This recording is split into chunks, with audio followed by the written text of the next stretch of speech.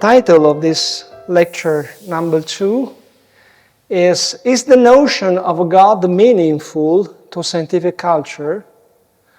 We have to go through this issue, because if we want to study the relevance of theology for scientific culture and the relevance of scientific culture for theological work, one of the first things to do is to examine whether the notion of God is acceptable, is meaningful for people trained in a scientific culture.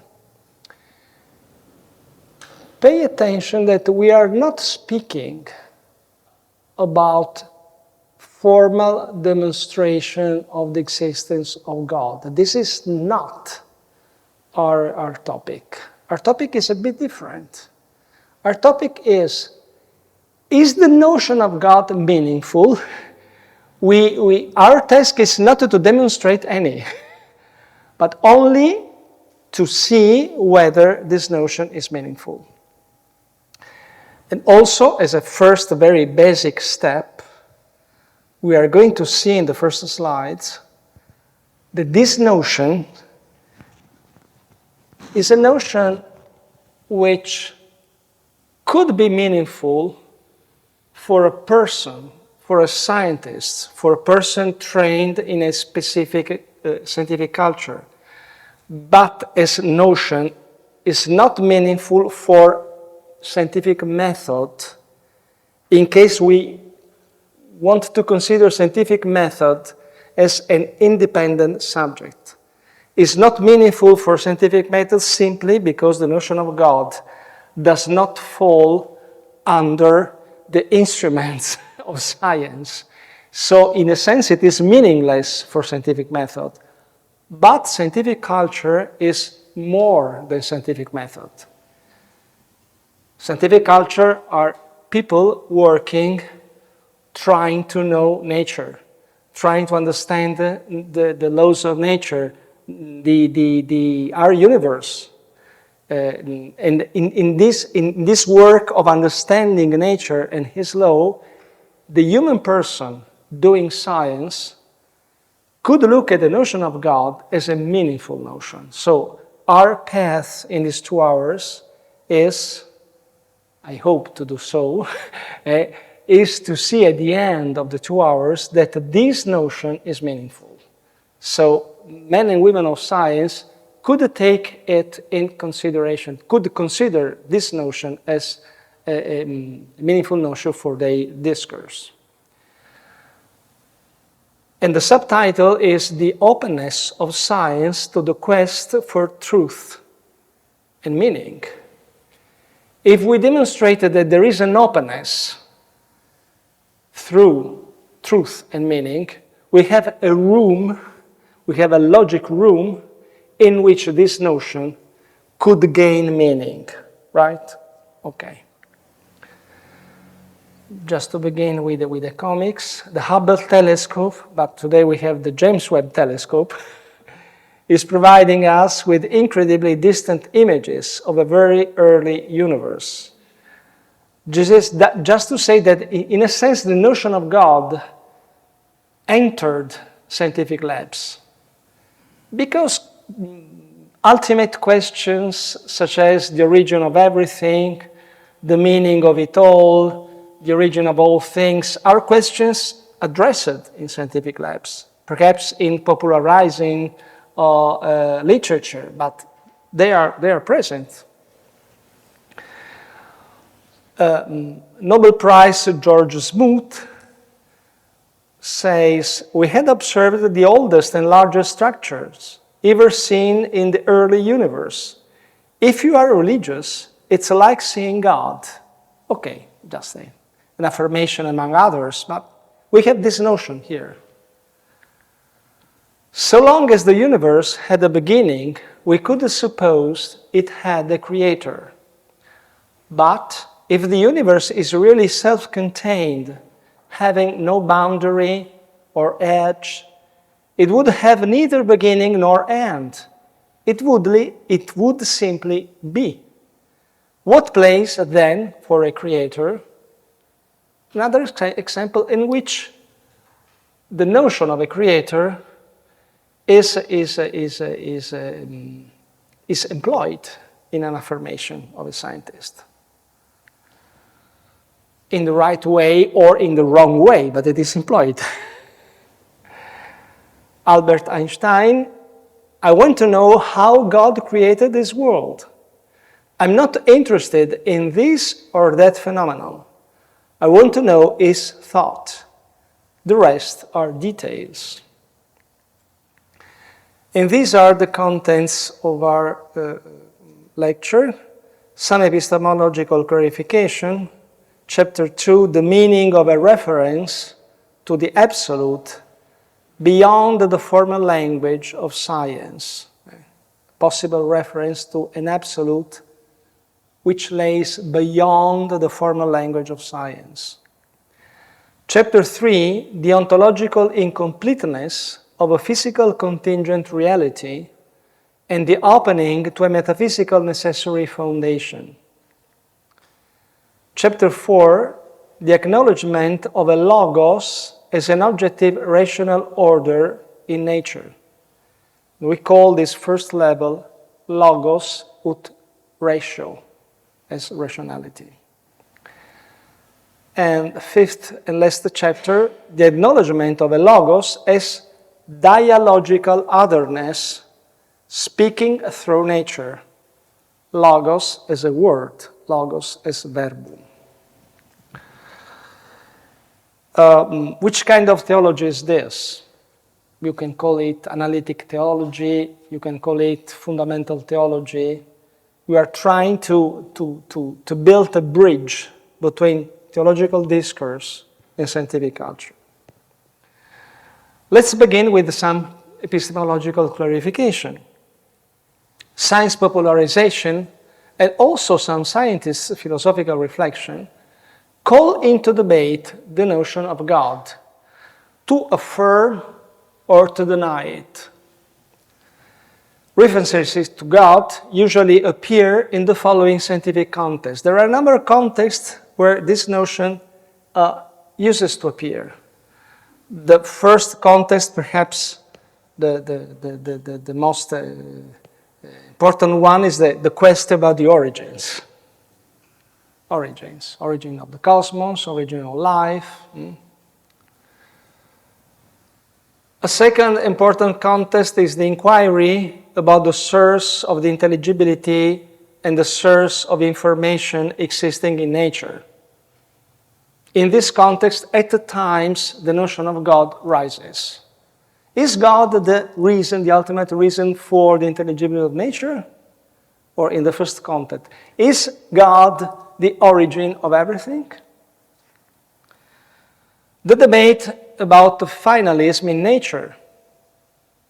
Is God the origin of the finalism? Is God the responsible for a finalism present in nature? Why does this notion appear? This is our question today. Why this notion appear? Does it appear? Actually, the notion of God, as discussed in the philosophical and theological context, cannot be object of the natural sciences, what I said in the beginning. As these, the natural sciences, investigate nature in its experimental and quantitative aspects. And God has no quantitative aspect, no experimental aspect. Questioning about the access to the notion of God in the context of scientific rationality does not mean to argue about any demonstration of the existence of God starting from the analysis of science, simply because this would be inconsistent. We don't ask science for a scientific demonstration of God. At least we could ask something to philosophy, but not to science. It means rather to ask if a notion of God is meaningful also for a subject, human person, a subject whose rationality, whose mind, is shaped by contemporary scientific culture. So, subject accustomed to know by empirical analysis. It is reasonable for such a subject to take into consideration, is a question, pardon. Is it reasonable for such a subject to take into consideration what philosophy might say about God? Philosophy speaks of God. Does this philosophical notion of God has any meaning for scientists? Or is it reasonable for such a subject to listen to biblical revelation or to theology when they speak of a word of God addressed to human beings? Let's recall shortly how philosophy, theology, and science relate with the notion of God. Philosophy speaks of God, depending on the specific philosophical images of God it has. Absolute, unconditional, the primary cause, etc. Ultimate end, etc. When offering rational paths to God's existence, starting both from the cosmos, natural theology, namely metaphysics, and also from the human being, theistic existentialism, moral nature law, and so on. And remember that there are not only cosmological proofs of the existence of God, there are also anthropological proofs. Search for happiness, search for justice, are existential questions, and so on.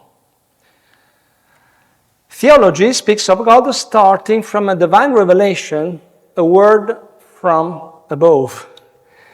For instance, the Judeo-Christian revelation about one God, creator of the world and Lord of history. This is a word from above. This is not the end of a specific philosophical path from below. Scientific rationality is not asked to speak of God, nor to demonstrate any scientific path which leads to Him. However, science can be asked to say whether some notion of God contradicts or not the analysis of the empirical science, or whether can be considered nonsensical. For instance, if I am a theologian and I say, well, my image of God is a kind of deity which plays within the atoms, and at times this deity pushes the laws of nature in one direction, and then pushes it in another direction, and then is cause of this local phenomenon and of this other local phenomenon. If I endorse this image of God, a man of science could say, well, this is in contradiction with my way of studying physical phenomenon. This image of the God is self-contradictory, it's nonsensical. So science can be asked to say whether some notion of God conveyed by philosophy or by theology contradicts or not the analysis of the empirical science. Scientists, as a human person, can judge whether some notion of God is in tune with the existential dimensions of his/her research activity. Is my research activity a search, a quest for truth? And if my research activity is a quest for truth, does God, between inverted commas, has something to do with this truth, with capital T? Remembering the famous 5 ways towards God suggested by Thomas Aquinas, these ways show 2 parts in their reasoning. I'm confident that you all saw at least once these 5 proofs. And they are articulated in 2 parts. The first part is a philosophical path, able to reach a prime mover, a first efficient cause, a per se necessary being, the infinite cause of all perfections, an intelligent final cause of the universe, and so forth. The second part of the articulation, of the proof, is a very essential statement, very short statement, and they all call it God. Intelligunt, God. Nominant, God. Dicunt, God. So our focus is on this notion, not on the first part, which is a specific philosophical path, but how to recognize that that path is consistent with the notion that I have to know beforehand. Okay? And what if I am a man or a woman of science? What kind of notion of God do I have? Shall I have? We want to investigate here whether the second part of the articulation, and they all call it God, which refers to a pre-comprehension of the term God, is still meaningful for those who study reality according to the methods of science. To let a theological or philosophical notion of God be recognized as meaningful in the context of scientific rationality and not refused as nonsensical, we theologians need to show that, first, scientific method remains open to meanings which transcend it. These areas of meaning are available for a discourse on a logos.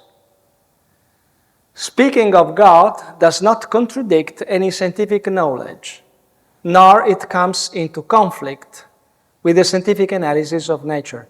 These are three requirements. We need that all these three requirements are satisfied. If one of them is not satisfied, there is no possibility to speak of God in a meaningful way for scientific culture.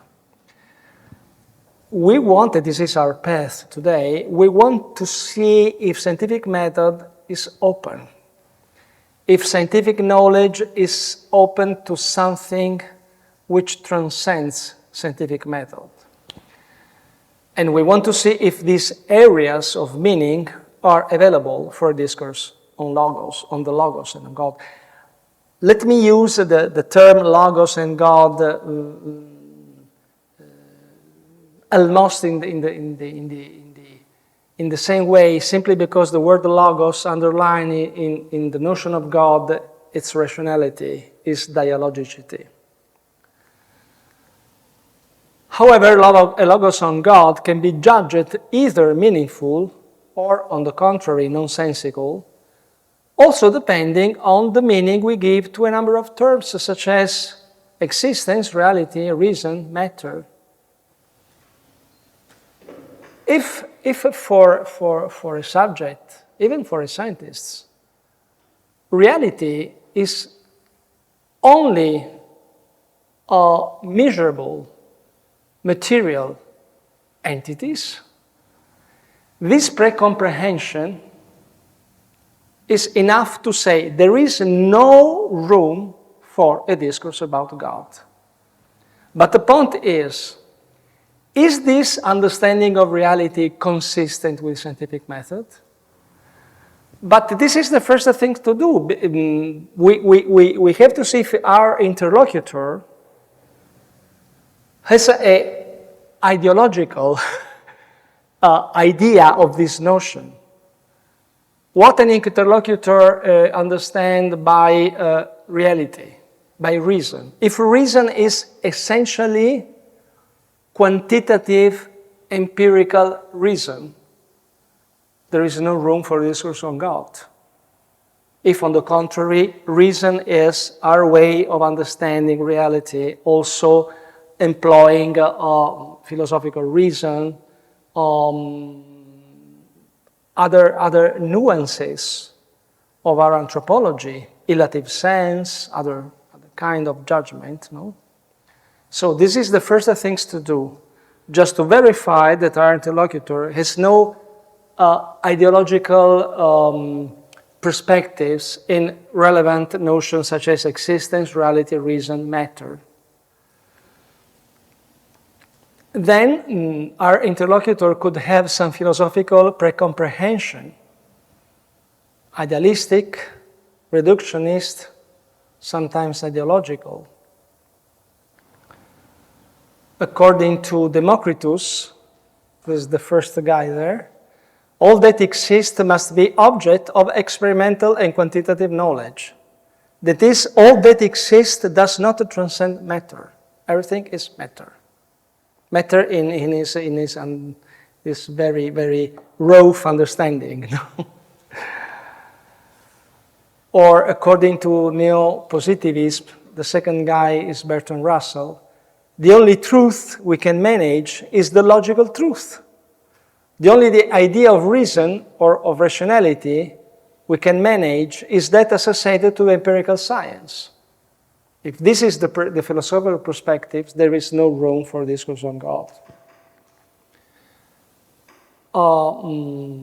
According to an idealistic perspective, for instance, Kant, not all the thought of Kant, but specifically critical reason of Kant.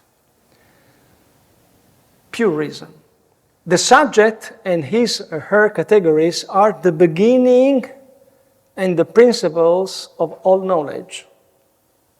If this is the perspective, there is a high difficulty in having a room for a discourse on God. Starting from sensible effects, it's not possible to infer causes which transcend empirical knowledge. This is Hume, for instance, or also pure reason according to Kant. If your philosophical perspective is that we are not able to infer unmaterial causes starting from empirical effects, we do not have any kind of metaphysics. But we are, in this case, we are in contradiction, we are opposite to other things such as Plato or Aristotle, or the great majority of Greek philosophers, and also philosophers of other philosophical ages. Consider now the four incompleteness. Is the word incompleteness clear? Incompleteness is something which is not complete, so remains open. Consider the four incompleteness, or if you prefer, the four openings. They put in light the existence of meaningful areas which lie outside of scientific method. So they are openings of scientific methods towards something which is beyond scientific method. Scientific analysis seems to point to these areas from within. We are going to look at these four areas in detail now.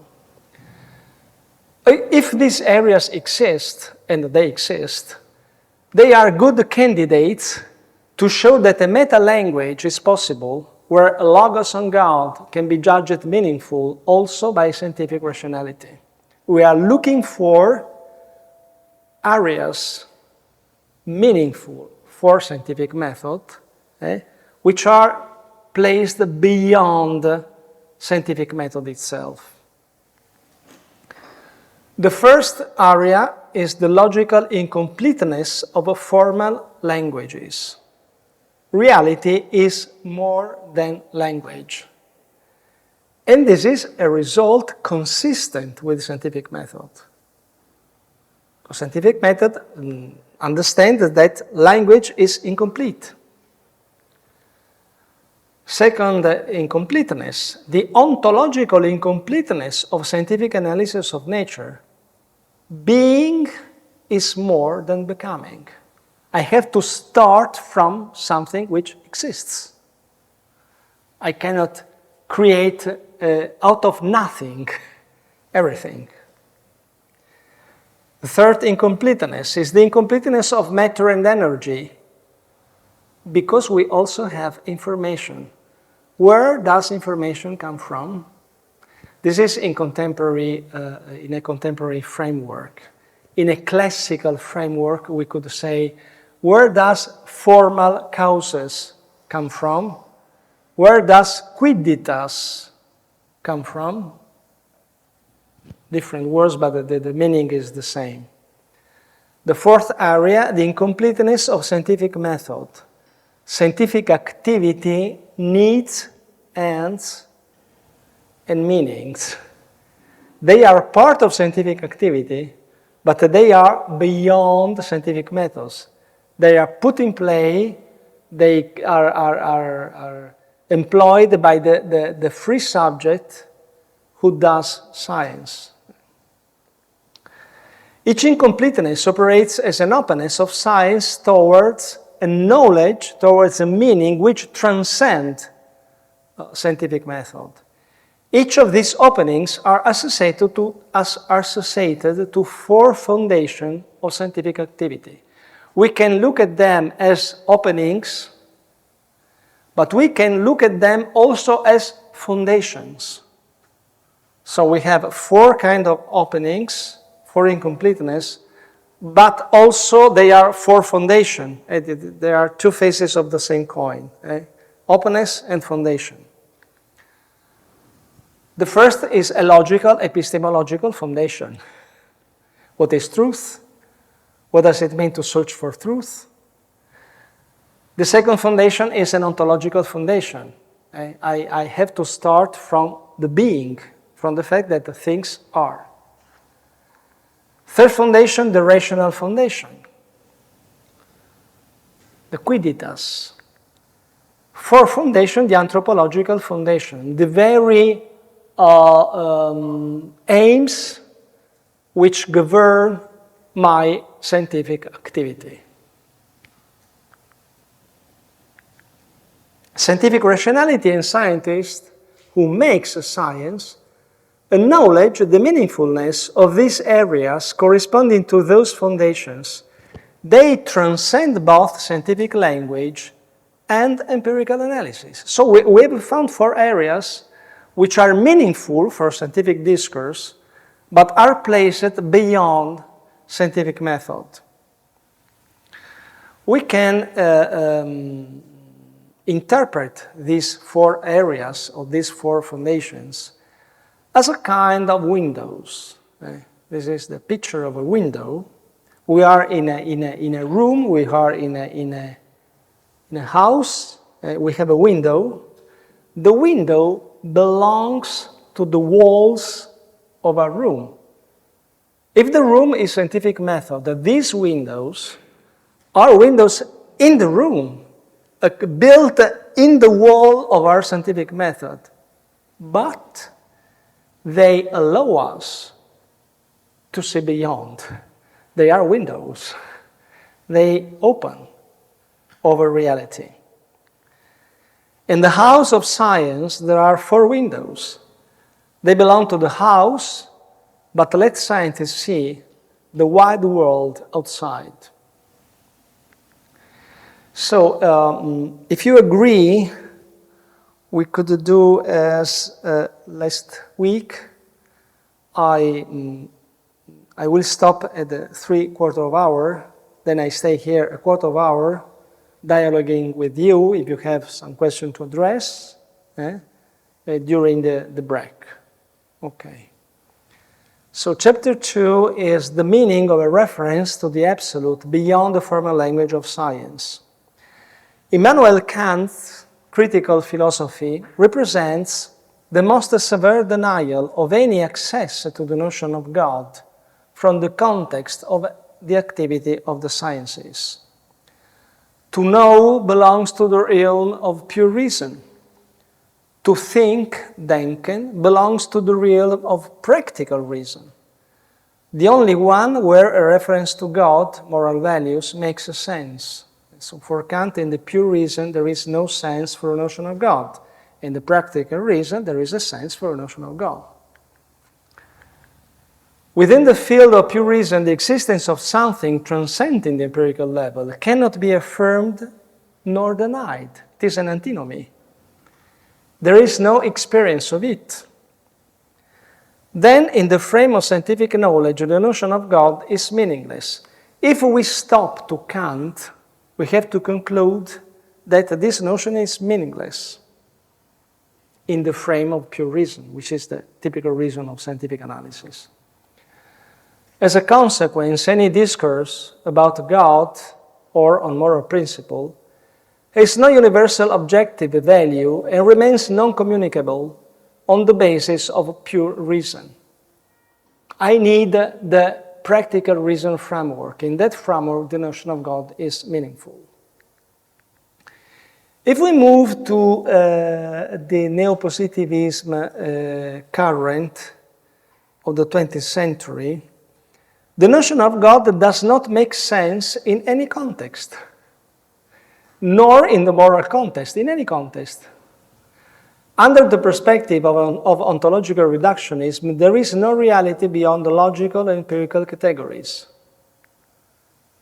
Bertrand Russell, the program of logical neo-positivism was to build up an axiomatic, complete and self-referential language capable of expressing all reality, the whole of reality, through axiomatic formal statements. This was the program of neo-positivism, linked in a non-ambiguous way to the world of facts, and only to the world of facts, not to the world 2 or 3 of Popper images. Only the world 1, the world of facts.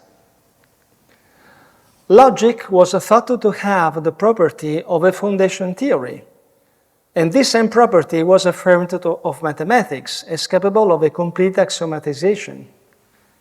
Finally, all the other sciences depend on the language of maths. All knowledge could be reduced to the empirical knowledge of the natural sciences. This was the program. A program written in a formal way in the Encyclopedia of the Unified Sciences. It was conceived in many volumes, but only the first volume was published in 1938 because the neo-positivist program faded, clashed. No? So this was the very reason why the encyclopedia didn't publish the other volumes. However, this program resulted in non-practicable. It had to clash with the two serious limits. First limit is the impossibility to build a logical mathematical axiomatic system, which was capable to offer from within all the elements needed to take all decisions and perform all computations. So there is an opening, there is an incompleteness. And this incompleteness is seen at different levels, at the level of language, Wittgenstein, and the level of computational logic, Alan Turing, and the level of formal decision in an axiomatic system, Alan Tarski, at the level of pure logic, Kurt Gödel.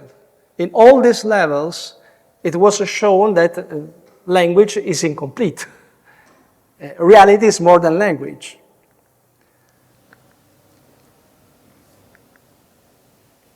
These are the responsible for this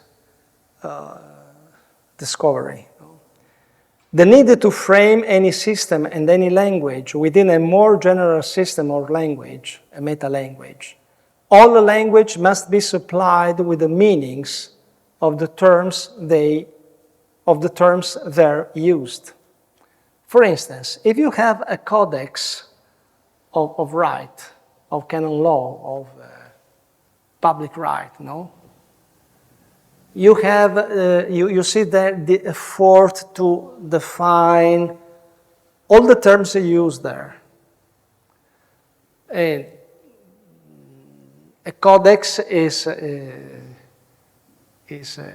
as much good as more it goes in details in specifying the definition of every term it uses. But there are a number of terms that a formal codex has to assume from outside without possibility to define those terms within the language of the codex itself. What is justice, for instance? She's a human person. What is a right? It is a duty. So they are examples of a meta-language that is more than the language itself in which the codex or any other system is written. Wittgenstein. The meaning of reality lies outside the world of facts. The truth of statements depend on subjects' witness. A philosophical path indicated that there is room for a discourse on the absolute was outlined by Ludwig Wittgenstein's thought. It is a very nice philosophical path, the path followed by this thinker. Formerly involved in the foundation of a language capable of avoiding all ambiguities and nonsensical concepts, try to establish a rigorous connections between words and facts. Wittgenstein ends by finding that such a program was unable to deny the meaningfulness of notion belonging to a moral order. We feel, Wittgenstein writes, that even when all the possible scientific questions have been answered, the problems of life remain completely untouched. The meaning of the world must be outside the world. By world, he means the world of facts. There is indeed the inexpressible. This shows itself. It is the mystical. Not how the world is the mystical, but that it is.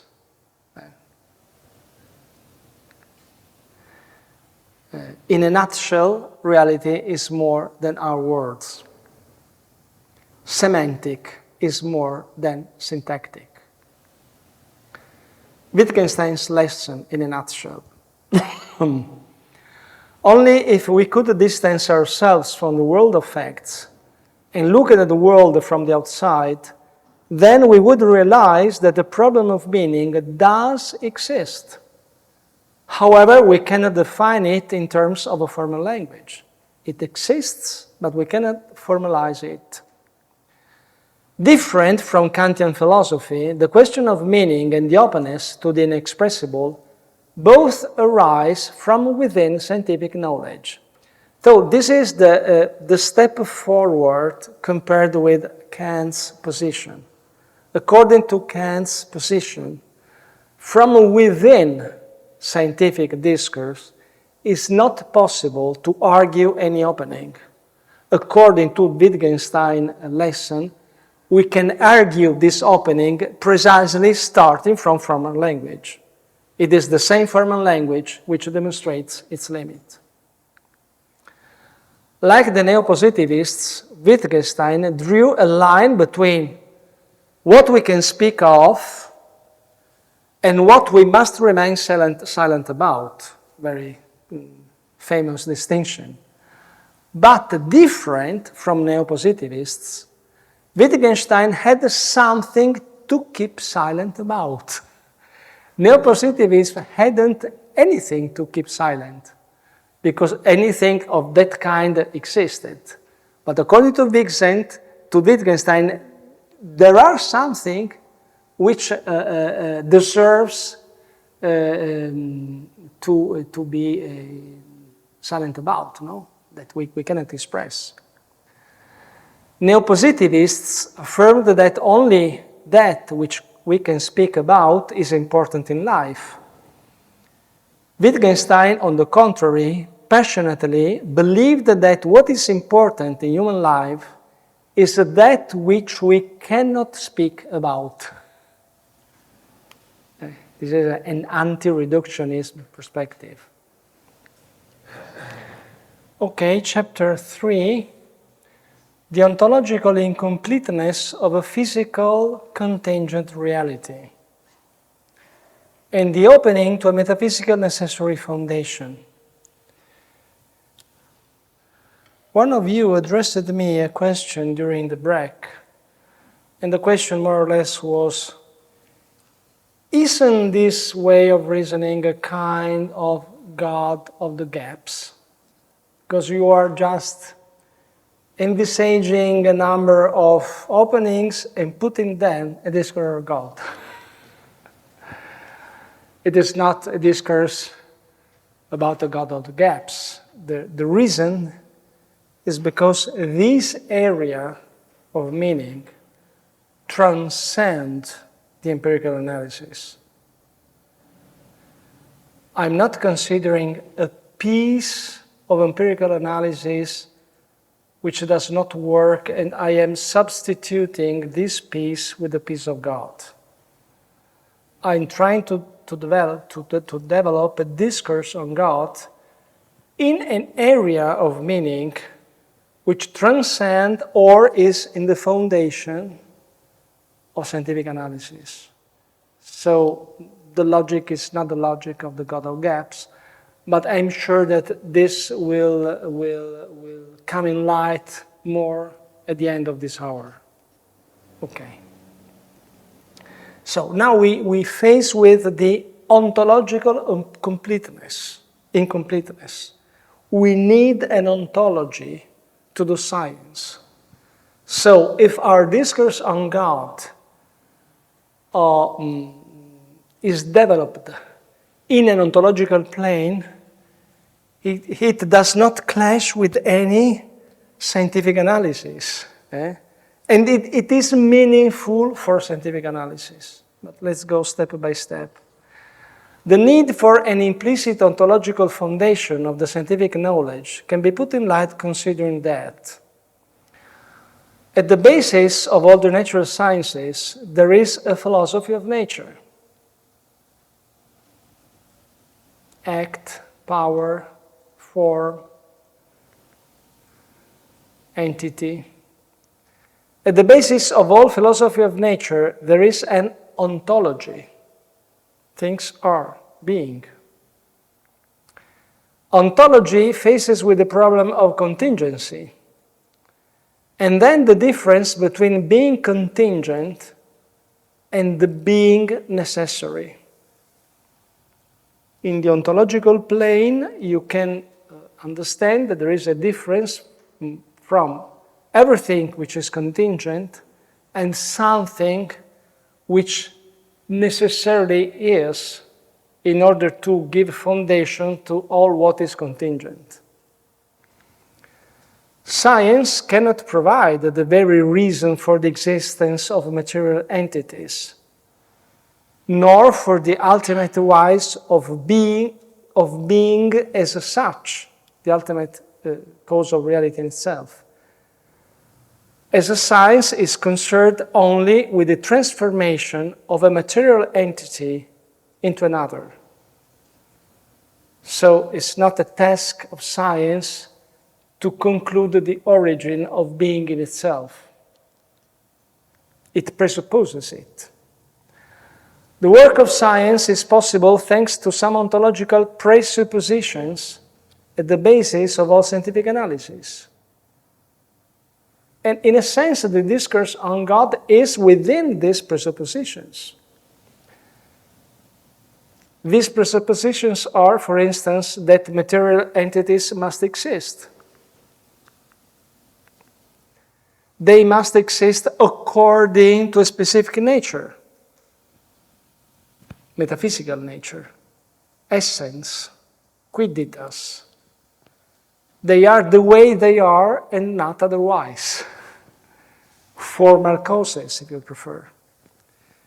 In addition to matter energy, we need also specific non-material information. This is another presupposition. Without information, we do not have science. We need matter, we need existence, we need information, formal causes. Science acknowledges the need for an ontological foundation external to its method. Whenever it recognizes that any analysis of a physical reality must start with some measurable quantity, mass, space-time, physical void, geometry, virtual energy, and so forth. So a good science recognizes, acknowledges that it has to start from something. Okay? And this something is an ontological presupposition.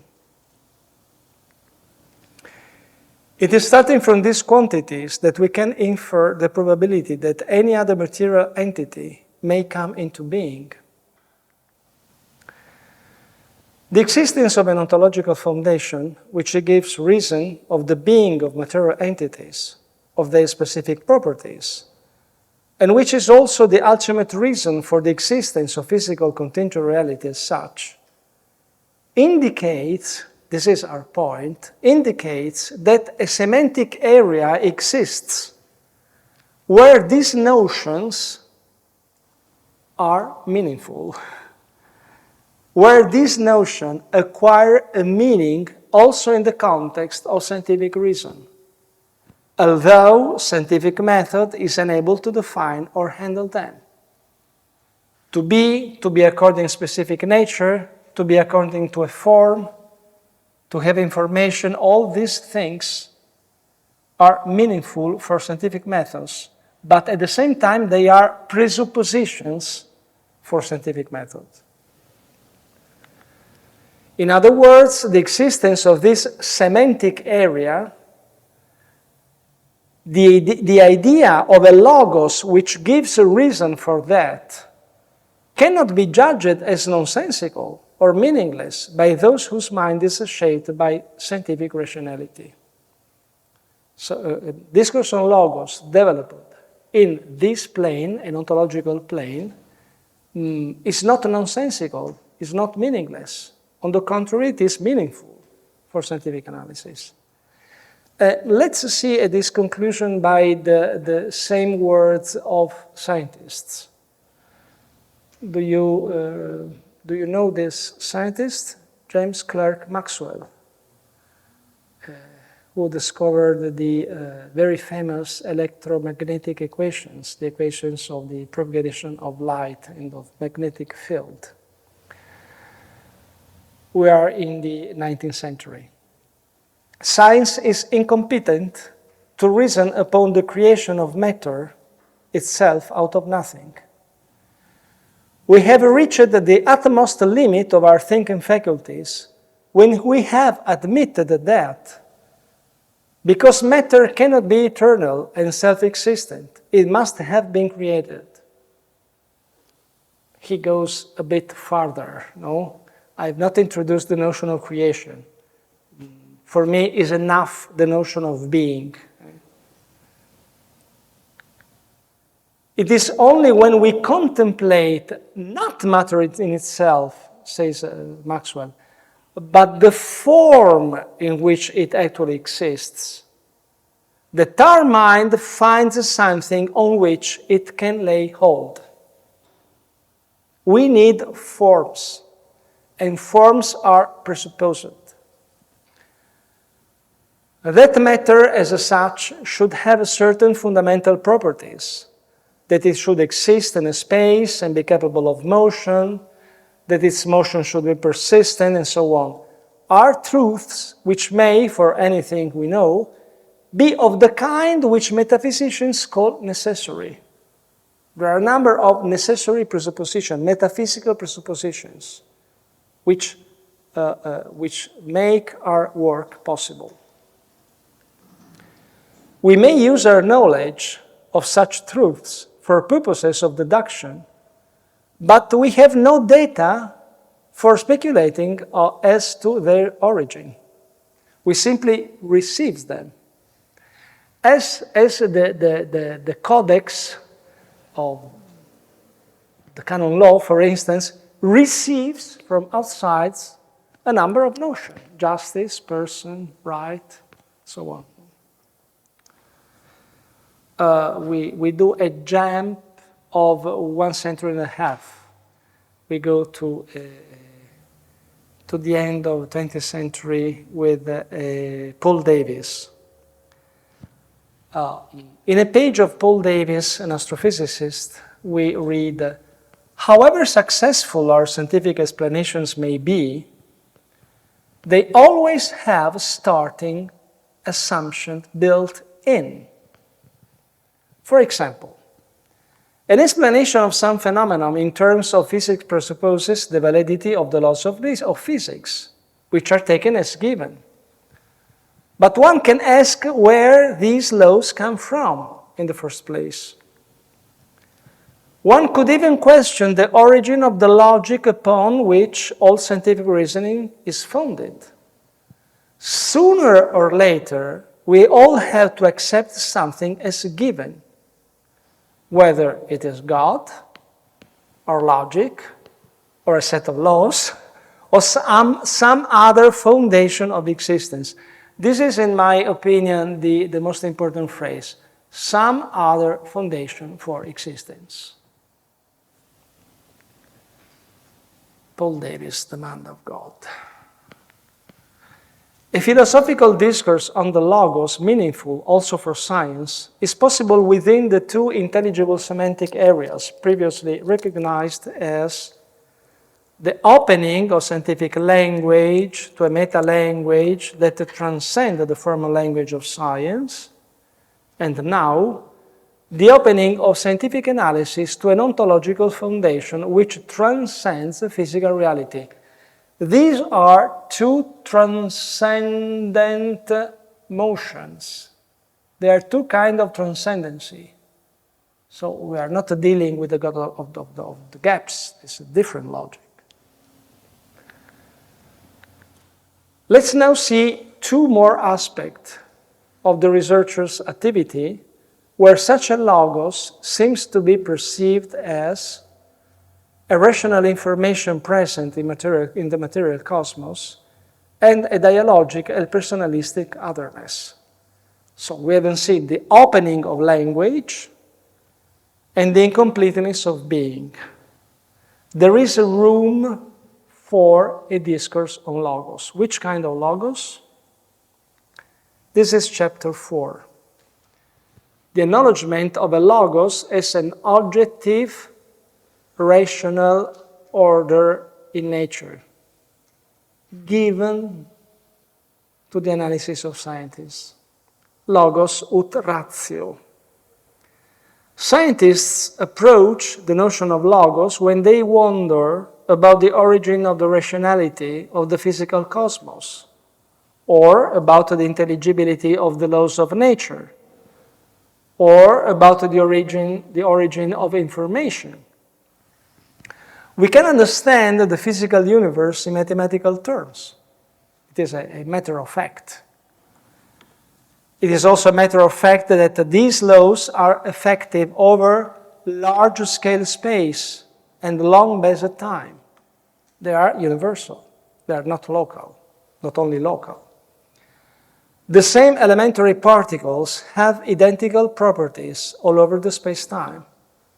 If you measure the properties of an electron here, these properties are exactly the same properties measured on an electron on the Andromeda galaxy at the 2.5 million of light years far. They are absolutely identical. The chemical physical properties of chemical elements followed order structure. This is just a small slot of the Mendeleev table. The physical behavior of the cosmos seems to show a kind of rational foundation with which the researcher comes into contact. There is a rationality that I discover, but it is there. Maxwell, Planck, de Broglie, Einstein, Davis, John Barrow, Roger Penrose. The majority of these are non-believers, but they all spoke about the enigma of intelligibility. They pointed out this enigma. Let's read together this nice page by Albert Einstein. in his last years, Einstein died on 1955. This is a letter of his written to Maurice Solovin, a friend of his, on March 30 in 1952. You find it surprising that I think of the comprehensibility of the world as a miracle of an eternal mystery. But surely, a priori, one should expect the world to be chaotic, not to be grasped by thought in any way. One might, indeed, one should expect that the world evidenced itself as lawful only so far as we grasp it in an orderly fashion. In other words, only insofar as we put this order from outside, but we see that this is not the case. This would be a sort of order like the alphabetic order of words. We put things in order, as in the alphabetical order. On the other hand, the kind of order created, for example, by Newton's gravitational theory is of a very different character. Even if the axioms of the theory are posited by man, even if the categories of thought can be posed by man, see Kant, the success of such procedure supposes in the objective world a high degree of order, which we are in no way entitled to expect a priori. And then there is a phrase, therein lies the miracle which becomes more and more evident as our knowledge develops. And here is the weak point of positivists and professional atheists, who feel happy because they think that they have preempted not only the world of the divine, but also of the miraculous. That is, atheists say that finally they have emptied the world from all kind of mystery, but we find mystery in the world. Why is there any order? The reflection on the rationality and intelligibility of the cosmos and the questions on the origin of information seem to concern the following fields of scientific activity. One field, very, very known, is the debate on the epistemological status of the laws of nature and the theoretical framework of particle physics. This is two fields in which the quest for rationality is very strong. The wonder about the ultimate search for the order in nature as independent from the intellectual categories of the knowing subjects, from our intellectual categories. The way of approaching the nature of life in system biology, the logic of the living being as a whole. The debate on the meaning of the anthropic principle. We will dedicate one lecture to the laws of nature and one lecture to the anthropic principle. And a more general debate on the possible presence of a design in nature. We are not devoting a lecture to the intelligent design, because there is no need to do this, but when this kind of issue rises, then we have a debate for a possible discourse on God. Freeman Dyson, Nobel Prize. The universe is an unexpectedly hospitable place for living creatures to make their home in. Being a scientist trained in the habits of thought and language of the 20th century, rather than the 18th, I do not claim that the architecture of the universe proves the existence of God. I claim only that the architecture of the universe is consistent with the hypothesis that mind plays an essential role in its functioning. It is enough for us. There is a discourse about logos, irrational logos. Max Planck. What has led me to science and made me since youth enthusiastic for it is the not at all obvious fact that the laws of our thought coincide with the regularity of the flow of impressions which we receive from the external world. That is therefore possible for men to reach conclusions through pure speculations about those regularities. And there is a kind of dialogue between our rationality and rationality inside the material entities, inside the nature. Here it is of essential significance that the external world represents something independent of us, something absolute, which we confront, and the search for the laws valid for this absolute appear to me the most beautiful scientific task in life. We need the intellectual passion to do science. This is an example of this. Order, rationality, and information. Is there a logos beyond the cosmos?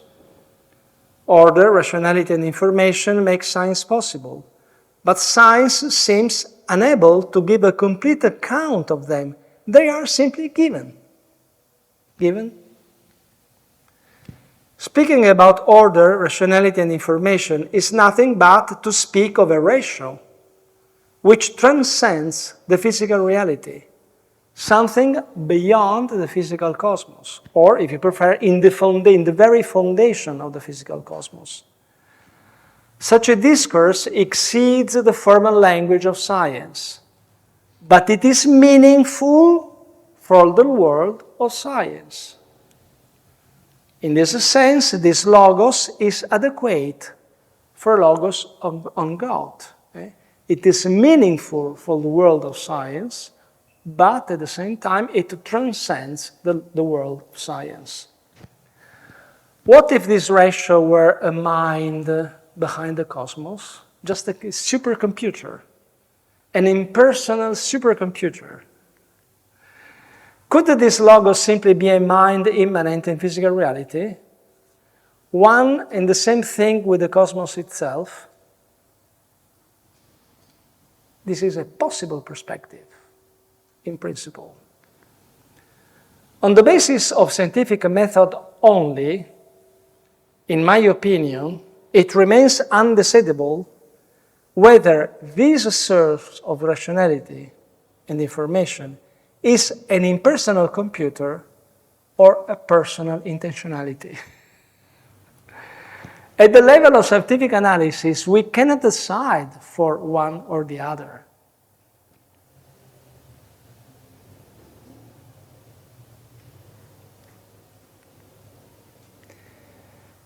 If it were the same as the cosmos, it would be contingent and then subject to transformation, just like the whole of physical reality. But if the mind is just the same of the cosmos, then this mind will be contingent, not necessary. So if it is a supercomputer, this kind of supercomputer must transcend the empirical level and the ontology of material entities. Because if it does not transcend this one and the same thing with the nature, it will be contingent with nature. Because nature undergoes continuous transformation.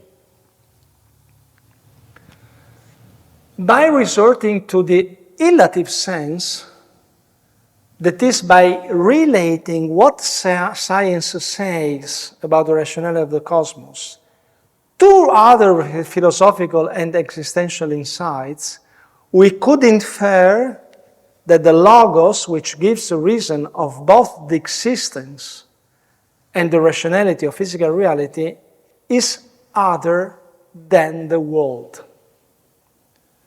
So if we confine ourselves to scientific method, in my opinion, we cannot decide if it is a personal supercomputer or a personal God.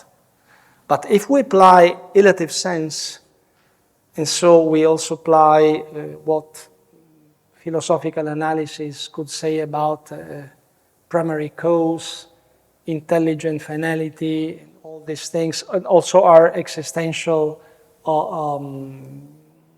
human dimension, putting in relation all this source of knowledge, then, in my opinion, we can infer that in the very foundation there is not an impersonal supercomputer, but a personal being.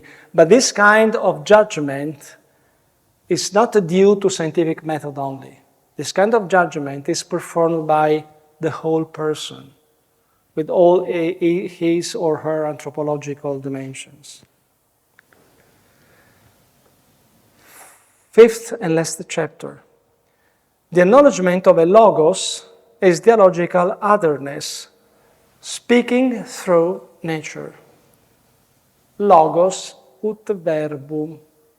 So we have concluded that there is a logos ut ratio, that there are good reasons to think that it is not one and the same thing with the cosmos itself, so it must be something in front of us, something other than us and other than nature. And we call it logos ut verbum, a word from outside.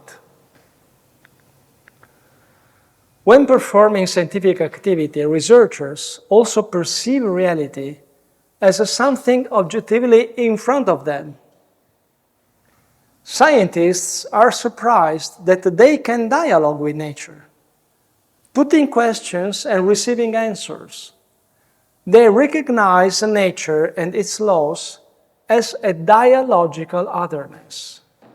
We will devote a couple of lectures on the metaphor of the book of nature. The metaphor of nature as a book has his source in this idea, that there is a dialogue between the human being and nature. So nature has something to say. Every experiment is a dialogue between the researcher and the nature. And you have to manage the language of nature in order to set up properly your experiment. Werner Heisenberg wrote in a famous dialogue with Wolfgang Pauli and Paul Dirac, "Can you or anyone else reach the central order of things or events whose existence seems beyond doubt as directly as you can reach the soul of another human being?" Are you able to reach the very core of reality in front of me in the same way in which I am in front of the soul of another human being in front of me? I'm using the term soul quite deliberately, so as not to be misunderstood. If you would put a question like that, the answer is yes. That is, I perceive nature as someone in front of me. Something which is subject of a dialogue. John Polkinghorne. Physicists laboriously master mathematical techniques because experience has shown that they provide the best, indeed the only way to understand the physical world. We choose that language because it is the one that is being spoken to us by the cosmos. Mathematical language is a kind of dialogue, and we use it because nature uses it.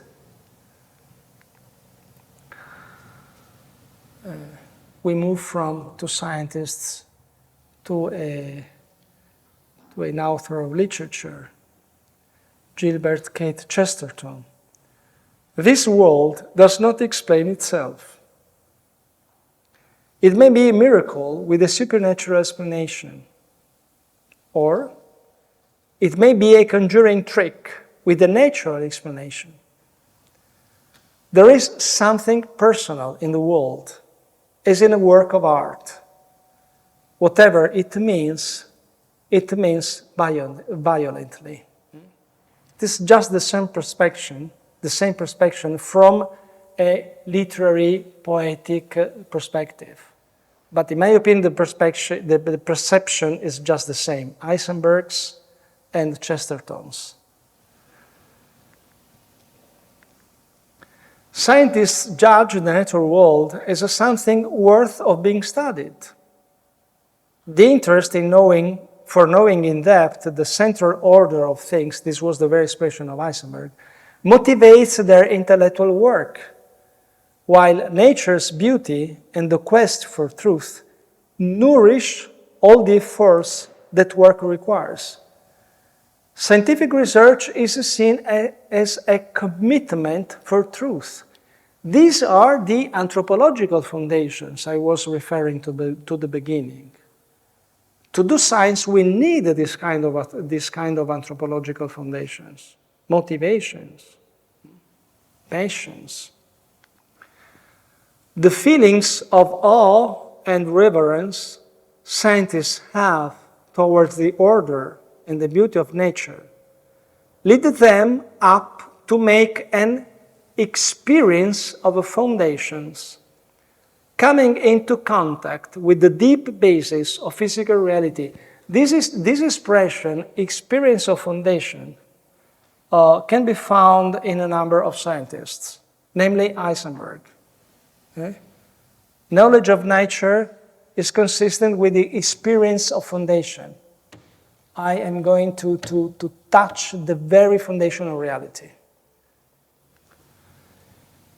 It is an experience of revelation, like an encounter with the absolute. Because if this is a source other than myself, he is speaking to me. It is speaking to me. So it is a kind of revelation. There's a word in front of me. There's a word from nature. Nature addresses a word to me. This logos is a word addressed to me. Word as logos as word. Logos ut verbum, not only as logos ut ratio. Henri Poincaré, the scientist does not study nature because it is useful to do so. He studies it because he takes pleasure in such a study. And he takes pleasure in it because nature is beautiful. If nature were not beautiful, knowing about it would not be worthwhile and life would not be worth living. Quite a strong existential statement. Max von Laue. For the greatest scientist, scientific experience of truth is, in a certain sense, theoria. That is a vision of God. Simpson. This pleasure is a little like that known to anyone who solves crossword puzzles. Yet it is much more than that, perhaps even more than the joy of doing creative work in other professions except art. It consists in the feeling of penetrating the mystery of nature, discovering the secret of creation, and bringing some sense and order into a part of the chaotic world. It is a philosophical satisfaction. All these are examples of dialogues between scientists and nature. Logos ut verbum. Max Born. Not Simpson, but Max Born. Physical reality then brings about a meaning, conveys a message, it moves to respect and gratitude, even to praise. This experience of awe and reverence, or experience of the foundations, cannot be expressed by the formal language of science, although meaningful to scientific rationality. This is meaningful for scientific environment, for scientific subjects, but not expressible by scientific language. The discourse able to speak of such an experience is adequate for a logos on God. The notion of God associated to this experience points to a mystery which is expected to contain the ultimate reason of the world. For this reason, the research activity has been often described as experience of the sacred. So not only experience of foundation, but even experience of the sacred. Among scientists who spoke of a religious dimension into scientific activity, there are a list of scientists who spoke of this. Maxwell, Cantor, Planck, Cauchy, Poincaré, Brouwer, Heisenberg, Einstein, Simpson, Dobzhansky. From different perspectives, believers or non-believers, but they all agree that scientific experience is a kind of religious experience.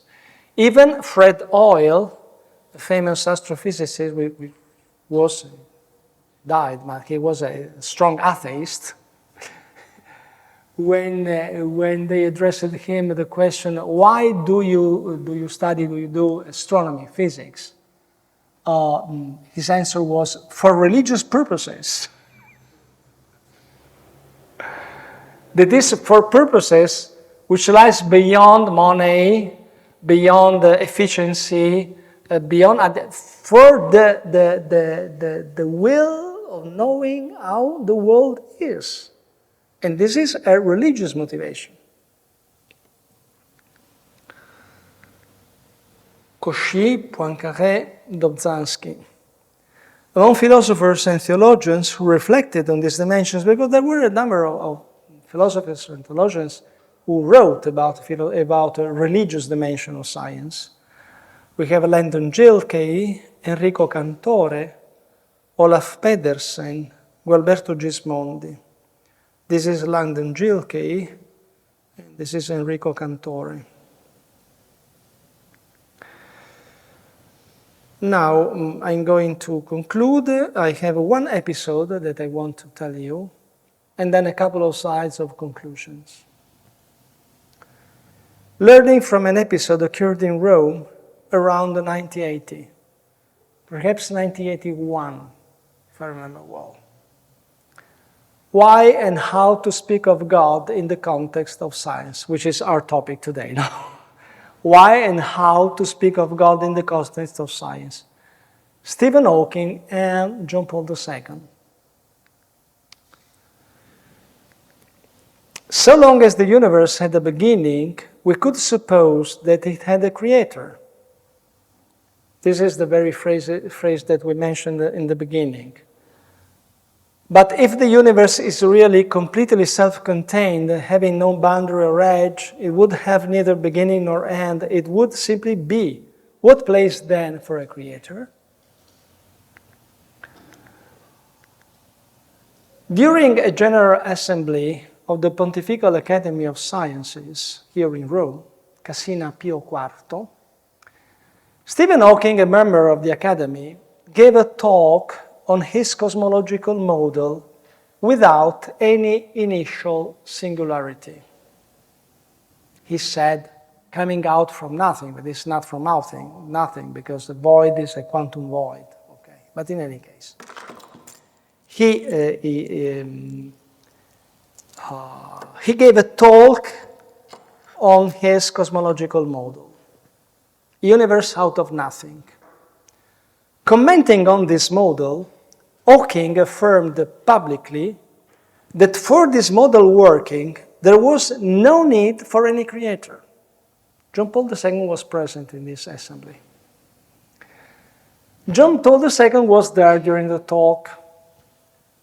Hawking revealed, and in one occasion later on also wrote, that after that talk, he expected to be condemned by the Catholic Church as a Galileo number 2. He was very proud of this possible outcome of his speech. No? However, the scientist was deluded because John Paul II didn't make any comment. He simply heard, but the Pope didn't do any comment. I don't have, unfortunately, a photo of John Paul II with Stephen Hawking, but I had a photo of Paul VI with a very young Stephen Hawking. And this is a few years before, 7 years before. Okay. What happened later? Sometime after, during an informal meeting with scientists at Castel Gandolfo, Joseph Dzieciński asked John Paul II why he had no reaction after Hawking's talk at the Pontifical Academy. Dzieciński also reported to the pontiff Hawking's delusion to have not been condemned by him. This was an informal gathering, an informal meeting during summertime. No? Bishop Dzieciński addressed this question. John Paul II on the small terrace of George Coyne's direction studio in Castel Gandolfo, in the old papal villa when Vatican Observatory was established at that time, in those years. So John Paul II answered to this question addressed by Joseph Dzieciński. And the Pope answered that in physics, there was no reason to mention the Creator. And in this, Hawking was right. However, he added that the physics presupposes philosophical questions, like, for instance, why the laws of nature exist, or why the cosmos is intelligible. And he was persuaded, John Paul II was persuaded, that Hawking would not have denied the meaningfulness of such questions. Only in that case, if these questions would have been denied, he, as pontiff, had to say something. So, if Hawking confines himself to say there is no need for a creator in a mathematical formula, okay, there is no need for the creator. Yours is a mathematical formula, stop. But if you deny the philosophical presuppositions that allow you to do science, then in that case I have to stand up and say, moment, you cannot deny this. But if you want to deny the role of a creator in your formulas, you are free to do this. No problem. My opinion is very illustrating. There is a good insight in this episode. And the source is Joseph Dzieciński. Unfortunately, he passed away a few years ago. Joseph Dzieciński told me in 2006 this episode. This is Joseph Dzieciński. Conclusions. Scientific knowledge is knowledge about reality, but it does not exhaust all that reality means and all that reality conveys. Scientific rationality lies upon foundations which transcend scientific method, while making that method possible. In scientific rationality, there are openings which point to meanings and contents that, while unable to be expressed with the formal language of science, are nonetheless significant for those who work in science. Those who work in science, human beings, personal beings, not method. The logical and ontological foundations of scientific knowledge, the rationality and the information present in physical reality, and finally, the meanings that physical reality contains and expresses, make it possible to introduce a notion of logos. Starting from this notion, philosophy and theology can develop a discourse on God intelligible also to those who work in science. Also, in the context of science, the natural world continues to be and manifest itself as a mystery. And it is reasonable to ask whether the world has an explanation. The search for this explanation points to an intelligible area of meaning which justifies, even in this context, the possibility of a discourse on God. So this is the end of our path. I hope it was quite clear, but we have a few minutes if we want to address some questions.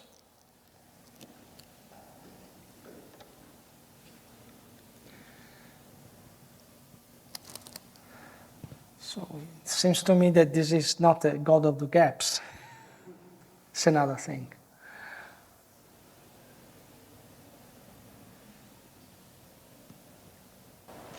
You had spoken a little bit, particularly in the second page of conclusions, about how the rationality of the universe makes it possible to introduce the notion of logos, and then by extension, logos of ratio and logos of verbo. But it would seem as though that's not an automatic jump to go from the rationality of the world to It's not automatic. Yes, because you had mentioned that there were some scientists that had approached that discourse but did not enter into it. What is the path that... Well, in my opinion, it depends on your of the interlocutor's philosophical presuppositions.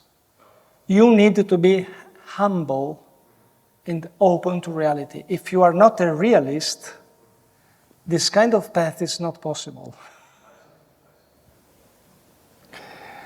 You need to be a realist, you need to be humble, you need to be open to reality.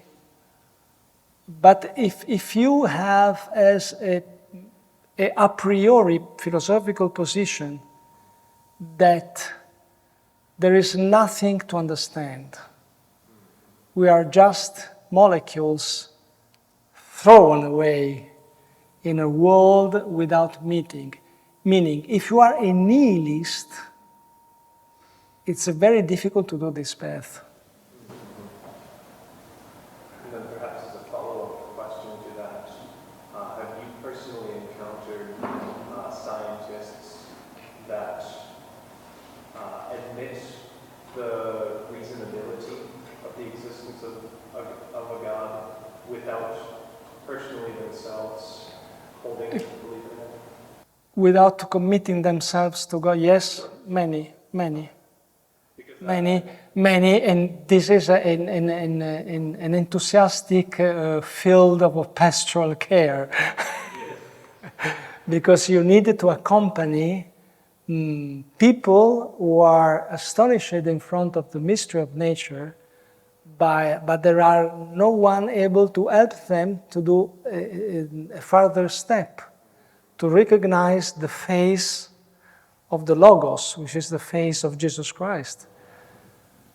I would say that the great majority of scientists who are not nihilists, who are open to a realistic study of nature, they are convinced that this universe is not the result of chance, that there is a mind lying down there, no?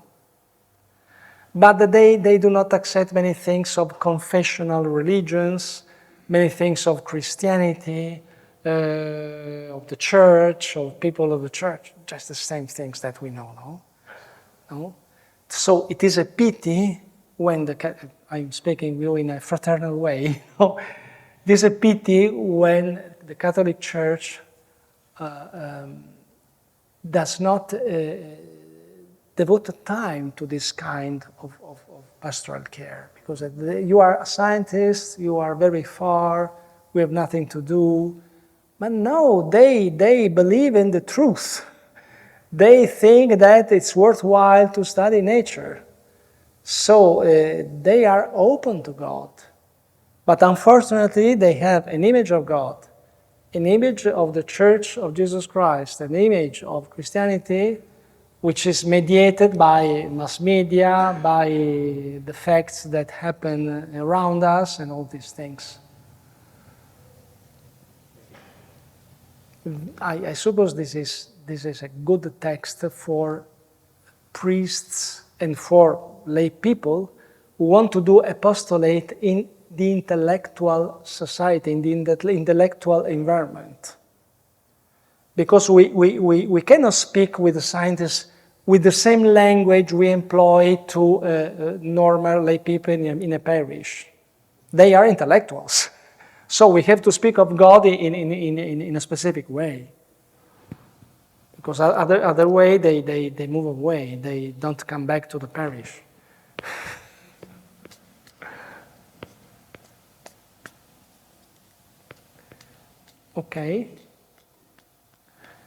Okay, so see you next Wednesday. Next lecture would be, if I remember well, about cosmological models in the origin of the universe. There will be a bit of physics, just a bit of maths and of physics, but in a very popularizing way. So, no, don't be afraid.